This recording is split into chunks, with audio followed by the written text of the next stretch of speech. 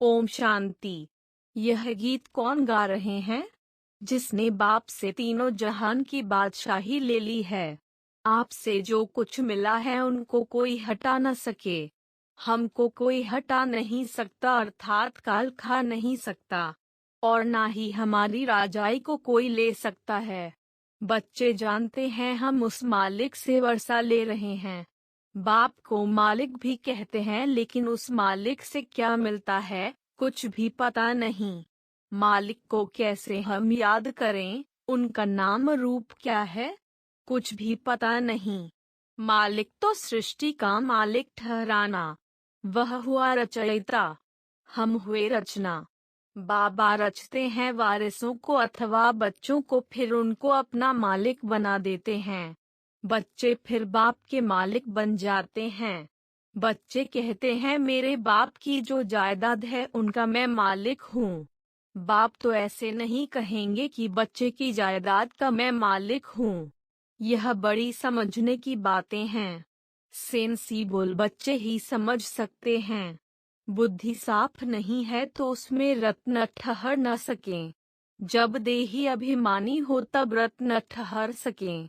देही अभिमानी होकर रहना है और बाप से वर्षा लेना है। उस बाप को याद करना है। जैसे लौकिक बाप बच्चों को पैदा करते हैं तो बच्चे मालिक बन जाते हैं। बच्चे कहेंगे मेरा बाप, बाप कहेगा मेरे बच्चे, परंतु बच्चे के पास तो कुछ है नहीं। उनको तो बाप की मिल्कियत मिलती है। बाप कभी ऐसे नहीं कहेंगे कि बच्चे की मिल्कियत मेरी है। बाप समझते हैं बच्चे मेरी मिल्कियत के मालिक हैं। यह बड़ी धारणा युक्त बातें हैं। धारणा नहीं होती क्योंकि खामियां हैं। समझना चाहिए मेरे में बहुत खामियां हैं। नंबर 1 खामी है जो श्रीमत पर नहीं चलते हैं। श्रीमत से ही श्रेष्ठ बनना है। श्रीमत राजयोग सिखलाती है। श्रीमाना निराकार भगवान उवाच। इसलिए हम प्रश्न पूछते हैं कि ज्ञान सागर पतित पावन परमपिता परमात्मा से तुम्हारा क्या संबंध है? यह बहुत बड़े बड़े बोर्ड पर लिख देना चाहिए। परमात्मा है स्वर्ग का रचयिता, तो जिनका परमात्मा से संबंध होगा वह भी जरूर स्वर्ग का मालिक बन ही जाएगा। बाप आकर बच्चों को सलाम करते हैं। सलाम अलैकुम बच्चे। बच्चे कहते हैं मालिकम सलाम। हम तो सिर्फ ब्रह्मांड के मालिक हैं, तुम ब्रह्मांड और विश्व दोनों के मालिक बनते हो, इसलिए बाबा बच्चों को डबल सलाम करते हैं। एक ही बेहद का बाप तुम्हारी कितनी निष्काम सेवा करते हैं। लौकिक बाप निष्काम नहीं होते। उनको आश रहती है हम वानप्रस्थावस्था में जाएंगे तो बच्चे हमारी सेवा करेंगे। असल यह कायदा था, बच्चे बाप की सेवा करते थे। आजकल तो पैसे उड़ा देते हैं। तुम बच्चे जानते हो हमको ऐसी बादशाही मिलती है बाप से। लक्ष्मी नारायण के लिए भी लिखो कि इन्हों को जानते हो, इन्हों को यह स्वर्ग की बादशाही किसने दी? जरूर स्वर्ग स्थापन करने वाला ही देगा। पुरानी दुनिया हो तब तो नई दुनिया स्थापन करेंगे। तो लक्ष्मी नारायण ने यह वर्षा पाया श्रीमत पर चलने से। श्रीमत राजयोग और सहज ज्ञान सिखलाती है। जिनको समझाते हैं वह राजा बन जाते हैं। पहले नंबर में श्री कृष्ण, उसने ऐसा क्या कर्म किया जो अपने माँ बाप से भी जास्ती मर्तबा पाया? वह महाराजा महारानी कहाँ थे जिनके पास कृष्ण का जन्म हुआ? जब तक निर्विकारी होकर नहीं रहेंगे तब तक अविनाशी ज्ञान बुद्धि में बैठ नहीं सकता। बुद्धि का ताला खुलता ही तब है जब पवित्र रहते हैं। अपवित्र बनने से सब बुद्धि से निकल जाएगा। बहुत बच्चे फारकती दे देते हैं, पढ़ाई को ही छोड़ देते हैं। वह फिर कभी किसको ज्ञान सुना न सकें। पतित बन जाते, खान पान भी गंदा खाते, मायावी मनुष्यों से जाकर मिलते हैं, उनके गले घुट जाते हैं। यह बात भी शास्त्रों में है। वृंदावन में रास आदि होती थी, मना कर देते थे, किसको सुनाएंगे तो गला घुट जाएगा। है यह ज्ञान की बात। अगर फारकती दी जाकर निंदा करते हैं तो गला घुट जाता है।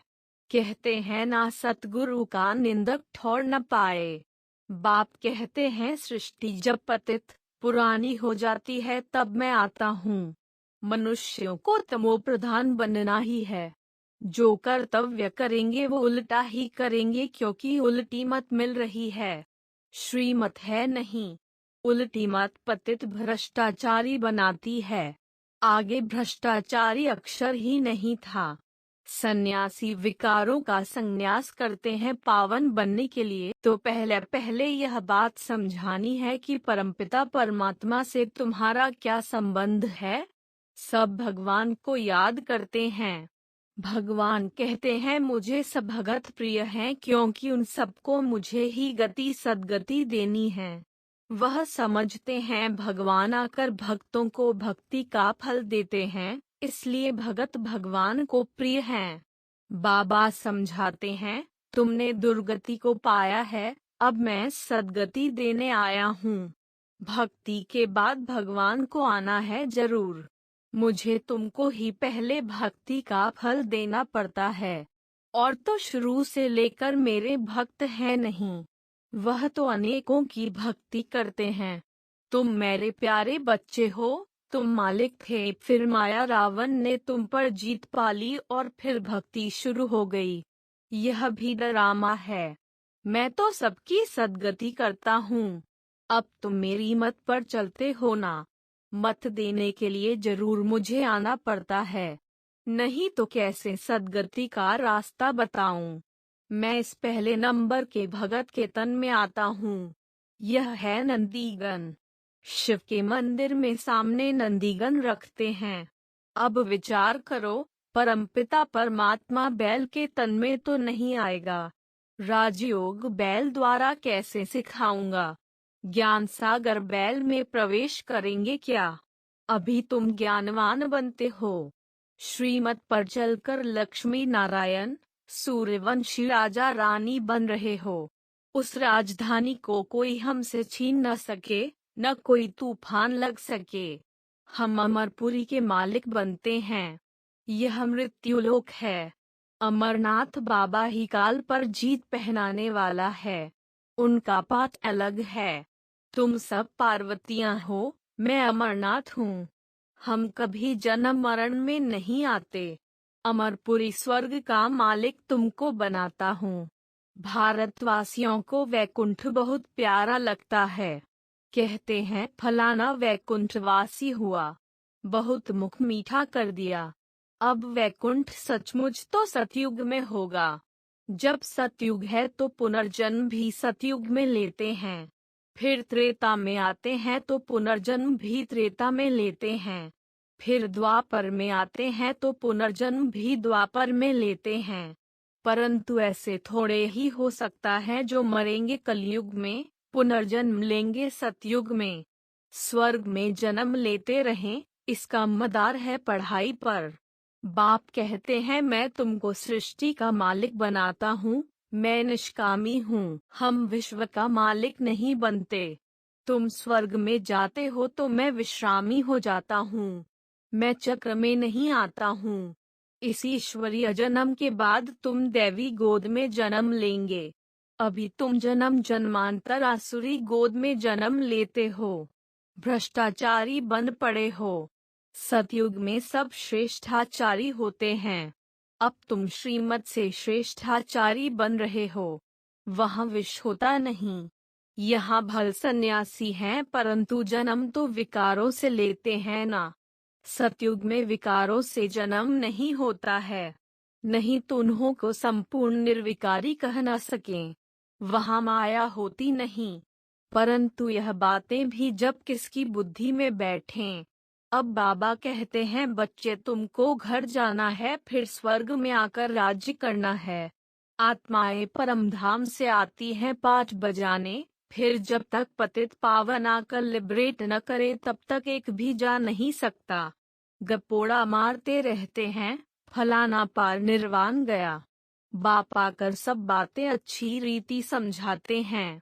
पहले पहले समझाओ परमपिता परमात्मा से तुम्हारा क्या संबंध है। दूसरे किसको यह भी प्रश्न पूछने आएगा नहीं। तुम कल्प कल्प पत्थर बुद्धि से पारस बुद्धि और पारस बुद्धि से पत्थर बुद्धि बनते आए हो। यह तो अच्छी रीति समझाया जाता है, परंतु जबकि निश्चय बैठे बरोबर शिव बाबा के हम बच्चे हैं।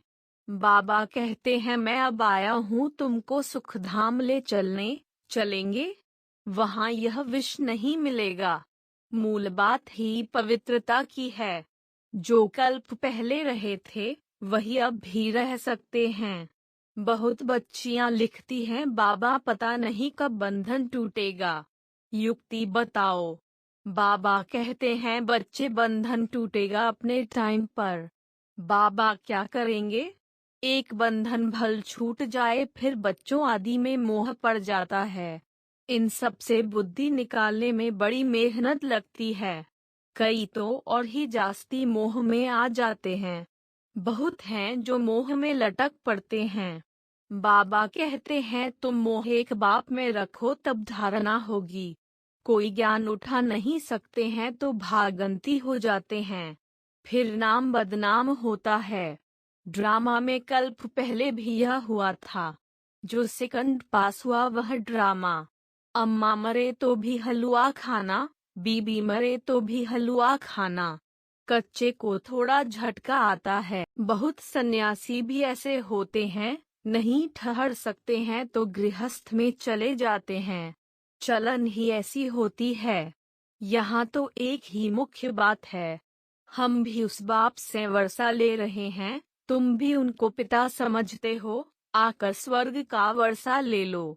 एक ही बात है। सेकंड में जीवन मुक्ति, पिछाड़ी में थोड़ा ही समझाने से मनुष्य झट समझ जाएंगे। अनेक मत हैं जिससे भारत भ्रष्ट बन गया है। फिर एक कीमत से आधा कल्प के लिए भारत श्रेष्ठाचारी बनता है। श्रेष्ठ जरूर बाप ही बनाएंगे। सबको पार ले जाने वाला एक ही बाप है तो जरूर कोई डुबोने वाले भी होंगे। बाप तो सबको कहते हैं विकारों का संन्यास करना ही पड़ेगा, तभी तुम पवित्र दुनिया के मालिक बन सकेंगे। बाबा वर्षा दे रहे हैं। ढेर ब्रह्मा कुमारियां हैं। तुम भी बीके हो। वर्षा रूहानी बाप से मिलता है। कितना सहज है। परंतु कोई की सिर्फ कथनी है, करनी नहीं तो कोई को तीर नहीं लगता है। कथनी से भला और किसका भला हो जाएगा, परंतु खुद की करनी नहीं है तो गिर पड़ेगा। जिनको ज्ञान देंगे वह चढ़ जाएगा, खुद गिर पड़ेगा। ऐसे भी बहुत हैं। बाबा बच्चों को पूरा वर्षा विल कर देते हैं, अब तुम लायक बन स्वर्ग के मालिक बनो। अच्छा, मीठे मीठे से खिलते बच्चों प्रति मात पिता बाप दादा का याद प्यार और गुड मॉर्निंग। रूहानी बाप की रूहानी बच्चों को नमस्ते।